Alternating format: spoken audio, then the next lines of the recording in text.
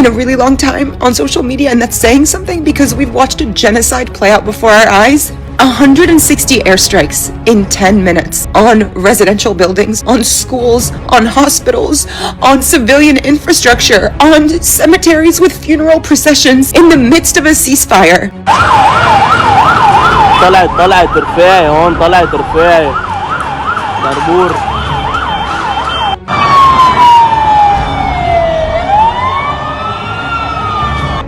شباب شباب يا الله يا الله. एक दिन पहले तक सब कुछ ठीक ठाक था। ईरान की शर्तों के आगे अमेरिका तो झुका, क्योंकि पिछले कई दिनों से अमेरिका इस पूरे संघर्ष से बाहर आना चाहता था। वजह सिर्फ ये नहीं थी कि वो घिर चुका है, वजह ये थी कि डोनाल्ड ट्रंप की कुर्सी उनके अपने देश में एक तरीके से खतरे में आ गई थी। लोग नफरत करने लगे थे डोनाल्ड ट्रंप से, सैनिकों ने बगावत कर दी थी, बहुत सारी चीजें हुई और आखिरकार ईरान की शर्तों के सामने झुक गए। सब ठीक ठाक था, लेकिन इजराइल जो खींच कर लाया इस युद्ध में अमेरिका को, उसने एक बार फिर से वही हरकत की जो वो गाजा में भी कर चुका है और पहले भी लेबनान में कर चुका है। उसने एक बड़ा हमला लेबनान पर किया। धमाका तो ईरान में भी हुआ था। इसके बाद ईरान ने लेबनान के नाम पर इस पूरे सीज फायर को मानने से इनकार कर दिया।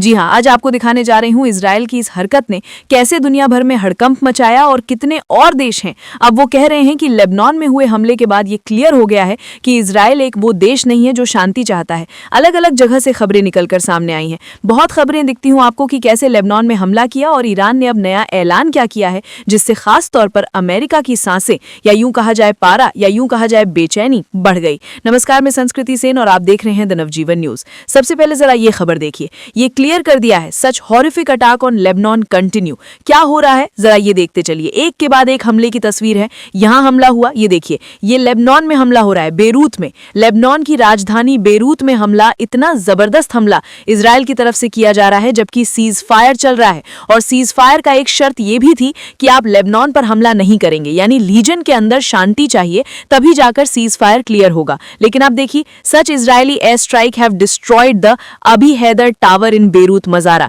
इसके बाद खबर निकल कर आई है, रिपोर्टिंग सोर्सेज कहा जा रहा है Iran has told mediators, Iran ने सभी मध्यस्थों से कह दिया है कि अगर लेबनान के अंदर भी सीज फायर नहीं होता है तो वो सीज फायर का हिस्सा नहीं बनेगा, किसी भी तरह की सीज फायर वार्ता में हिस्सा नहीं लेगा। ये क्लियर कर दिया है ईरान ने। यानी एक बार फिर से बड़े हमले अगर शुरू हो जाएं तो बड़ी बात नहीं। देखिए क्या क्या कराया जा रहा है। जब सीज फायर की बात हो गई तो उसके बाद ये सब क्या किया जा रहा है, ये देखिए, बेरूत पर बड़े बड़े हमले। ये अब घिनौनापन नहीं है इजराइल का तो क्या है, और क्या अब अमेरिका इस पूरे मामले को लेकर इजराइल के खिलाफ कुछ कर पाएगा, या वाकई डोनाल्ड ट्रंप की कोई ऐसी मजबूरी है बेंजामिन नेतन्याहू के सामने जिसकी वजह से वो ऐसी हरकतों के बावजूद उसके खिलाफ कुछ नहीं कह पाते।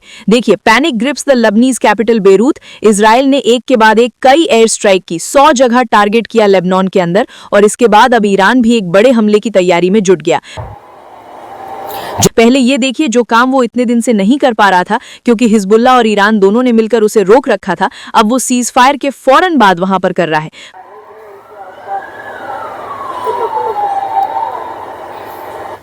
खबर क्या है, Israeli bombing Lebanon on day 1 of the cease fire, no evacuation warning. कोई इवैक्यूएशन की चेतावनी नहीं दी गई और इसके साथ ही ईरान ने मना कर दिया कि वो इस पूरे सीज फायर का हिस्सा नहीं है। ये देखिए, एक और वीडियो देखिए। طلعت رفاعي هون، طلعت رفاعي بربور।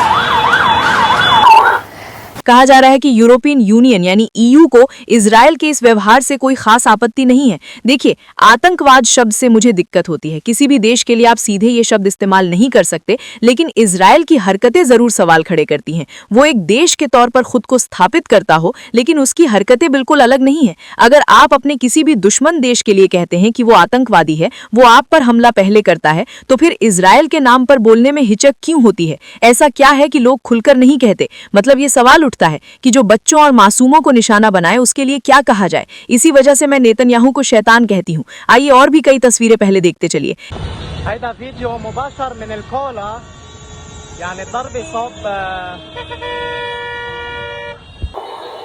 एक के बाद एक हमलों की ये देखिए, और भी जगह 100 जगह टारगेट किया है इजराइल ने सीज फायर के बीच में। और अब अगले 24 घंटे इजराइल के लिए भी और अमेरिका के लिए भी भारी पड़ने जा रहे हैं। अब ये तमाम उन देशों को भी देख लेना चाहिए जो कल तक यूनाइटेड नेशंस पहुंच रहे थे, संयुक्त राष्ट्र में बयान दे रहे थे। ये देख लो आप, ये देखिए कितना बेतहाशा धुआं, एक नहीं, दो नहीं, कई जगह टारगेट किया गया है। तो scenes of devastation in Beirut Lebanon, large scale Israeli strike के बाद कहा जा रहा है कि एक के बाद एक हमले हुए हैं। ये देखिए और भी तस्वीरें निकलकर सामने आ रही हैं। هذه الضربة القوية اللي ورا الرفاعي، هاي الضربة القوية.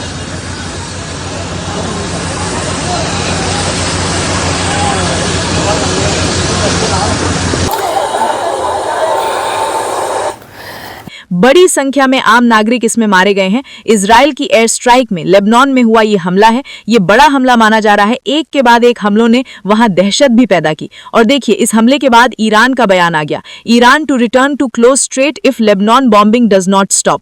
उन्होंने कहा एक बार फिर से स्ट्रेट ऑफ हरमूज बंद होगा अगर ये हमले नहीं रुकते हैं तो। ये क्लियर कर दिया है। Expect Iran is striking up of their L Hezbollah या फिर लेबनान जो भी कहिए उस पर हुए हमले के बाद ईरान फिर से बौखला गया है। एक के बाद एक अटैक करा है। देखिए अटैक करा है, देखिए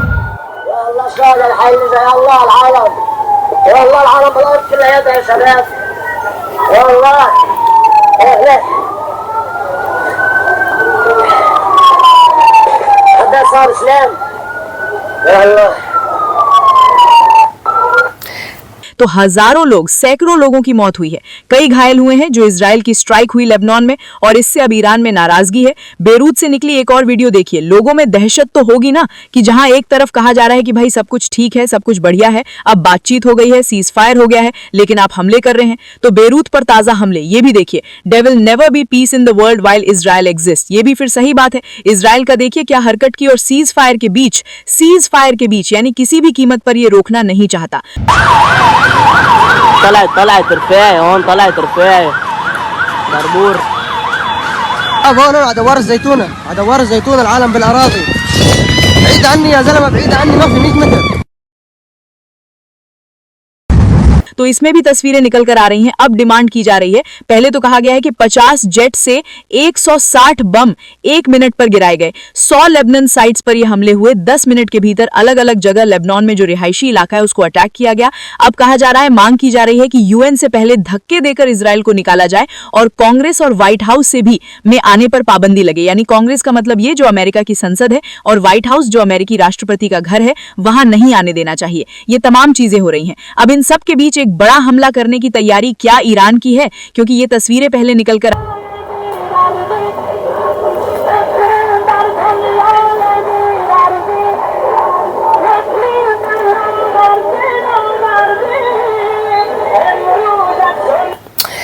आई थी। देखिए तो ceasefire without Lebanon is betrayal to Islam, ये कहा जा रहा है। एक के बाद एक हमले हो रहे हैं और उन हमलों के बीच ये सब चीजें हैं। The Pakistani ambassador to the US confirm Lebanon is part of the cease fire deal. ये देखिए Israel has continued to attack Lebanon, saying it is not part of this ceasefire, despite your Prime Minister, Sharif, saying it is. Can you clarify what the parties of this war have agreed to there? And are you concerned Israel could derail the broader ceasefire agreement at this point?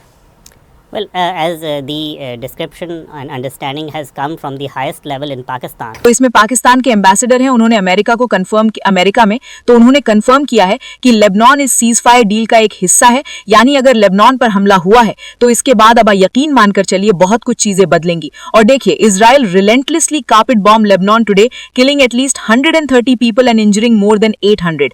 800 से ज्यादा घायल, 180 से ज्यादा लोग मारे गए इन पिछले 111 घंटों में। और अब ईरान ने एक ऐलान किया, तैयार रहिएगा, हम फिर से आ रहे हैं। अब जाते जाते अपने देश की खबर भी देख लीजिए। कैसे संजय सिंह ने पाकिस्तान की सीज फायर करवाने के मुद्दे पर मोदी सरकार को घेरा है। नमस्कार जैन साथियों, पूरे दुनिया के लिए एक राहत की खबर है कि अमेरिका, ईरान और इजराइल के बीच चल रहा युद्ध 15 दिनों के लिए शांत हुआ है। 15 दिनों के लिए युद्ध विराम लगा है। लेकिन ईरान को नजर रखनी होगी अमेरिका और इजराइल के ऊपर, क्योंकि वो धोखे से वार करने के लिए जाने जाते हैं। तो क्या 15 दिन के बाद फिर वैसी परिस्थितियां पैदा हो सकती हैं? इसके बारे में ईरान को सावधान रहना चाहिए। दूसरी बात, इस पूरे शांति समझौते में, इस पूरी बातचीत में कौन सा देश उभर के सामने आया जो एक आतंकी देश है, जो अपने देश के अंदर प्रशिक्षण शिविर देता है आतंकवादियों को? पाकिस्तान वो शांति दूत बन गया। इसके पीछे की वजह क्या है? हमारे प्रधानमंत्री नरेंद्र मोदी की अनपढ़ ही खीखी वाली विदेश नीति, एक ही खीखी जबरन गले पड़ो वाली जो विदेश नीति है, उसके कारण से आज भारत अलग थलग पड़ गया है। अमेरिका ने आपका अच्छा उल्लू बनाया मोदी। पहले आपको इजराइल भेज दिया, वहां आप 2 दिन पहले गए और मेडल पहन के आ गए, और उसके बाद ईरान के ऊपर हमला कर दिया। क्यों आप भारत की प्रतिष्ठा को दुनिया में गिराने का काम कर रहे हैं? यह सवाल देश आपसे पूछ रहा है। क्यों आप ऐसे काम कर रहे हैं जिससे देश की प्रतिष्ठा गिरे? हम राष्ट्रपिता महात्मा गांधी के देश हैं, हम महात्मा गौतम बुद्ध के देश हैं, पूरी दुनिया को शांति का संदेश देते हैं, लेकिन अमेरिका ने आपको अपने परंपरागत मित्र ईरान से अलग कर दिया, आपको अपने परंपरागत मित्र रूस से अलग थलग कर दिया और कहा कि आप रूस से तेल नहीं खरीदोगे। आपने उसके सामने घुटने टेक दिए। ये क्यों कर रहे हैं प्रधानमंत्री? ये इसलिए कर रहे हैं कि उनका दोस्त अडानी भ्रष्टाचार के मामले में अमेरिका में फंसा हुआ है।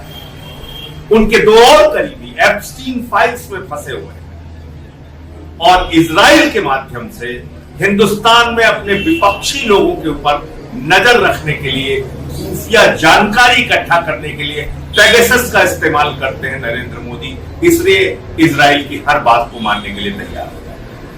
अरे आप हमसे लड़िए ना, विपक्ष के लोगों से जितना लड़ना है लड़िए, लेकिन देश के प्रतिष्ठा को चोट मत पहुंचाइए। आज एक आतंकी देश वो शांति दूत बना हुआ है, और जिस देश ने पूरी दुनिया को शांति का संदेश दिया, आपकी गलत नीतियों के कारण नरेंद्र मोदी जी, आपकी अनपढ़ ही खीखी और जबरन गले पड़ो की विदेश नीति ने भारत को आज अलग थलग कर दिया। यह हम सब के लिए बहुत दुख और अफसोस की बात है। जय Hind. Today has been one of the hardest things to watch in a really long time on social media, and that's saying something because we've watched a genocide play out before our eyes for decades, but even more so in the last 3-4 years. 160 airstrikes in 10 minutes on residential buildings, on schools, on hospitals, on civilian infrastructure, on cemeteries with funeral processions in the midst of a ceasefire. I don't know how to reconcile my tax dollars doing this to my homeland.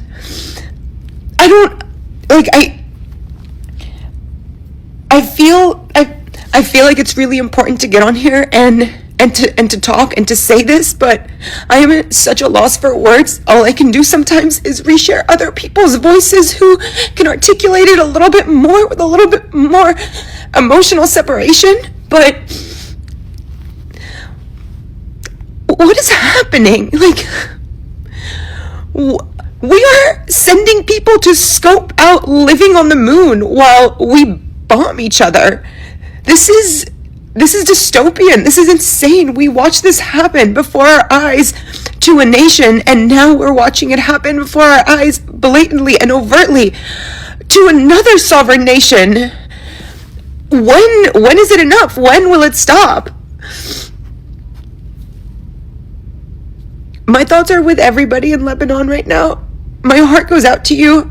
It's really, really, really, I don't want to get on here and cry because I am so lucky. I'm so fortunate.